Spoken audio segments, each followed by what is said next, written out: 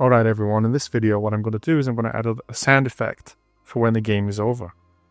So I want you to go to the game over sprite so that we go to its particular code, and we're going to go to sounds.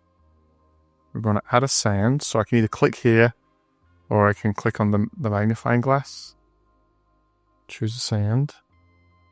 I'm looking for bell toll. So under search, if I put bell, here it is. You can listen to it. So that sounds pretty ominous. So we'll take that and go back to the code. And then when I receive game over, I want to show, and the sound would be, let's just play it till it's done. And okay, let's try that out. Click the flag. Where's Ghost?